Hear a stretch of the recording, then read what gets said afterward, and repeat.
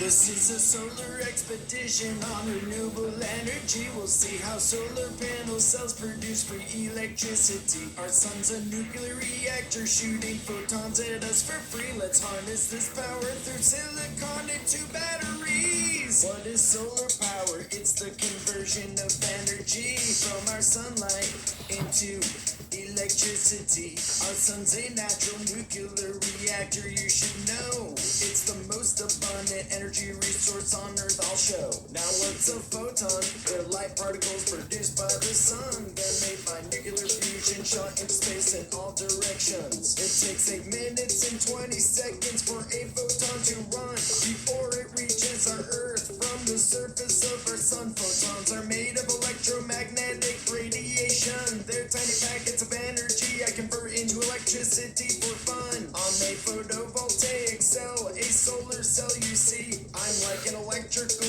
leaf. I use the sun to produce energy. Solar panels are made up of me, small solar cells. These cells are made from silicon. Of this I will tell. Silicon is a semiconductor for what it is worth, and one of the most abundant elements on the planet Earth. In a solar cell there are 3 layers shown right here. I will tell you about each layer as they appear. The thin top layer does contain silicon, you should know, and a tiny amount of an element called phosphorus. I show the phosphorus has more electrons than the silicon does. That means there are more electrons, making this area more conductive. This layer with the phosphorus gives electrons more room to roam, which makes it negatively charged, so it's called the N-type as shown. The bottom layer contains silicon and an element called boron, which has fewer electrons than the surrounding silicon. Because of the fewer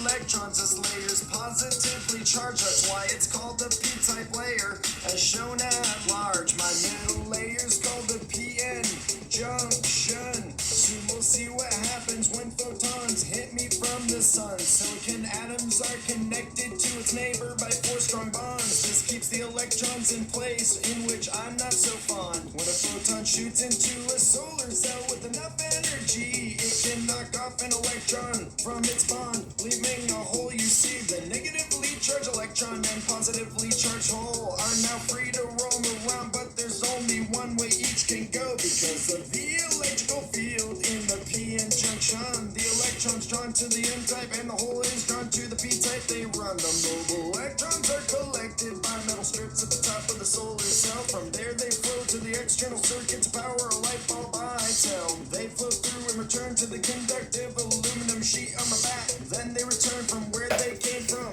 with no waste, that's a fact. A single solar panel has many solar cells to create more energy in a small space to keep your home running well. When too much energy is produced, it gets sent back to the electrical grid to help produce more electricity for some other kid. The sun produces more energy each hour than we will ever need. There's so many ways that we can create renewable energy. This is a solar expedition on renewable energy. We'll see how solar panel cells produce free electricity. Our sun's a nuclear reactor shooting photons at us for free. Let's harness this power through silicon into batteries.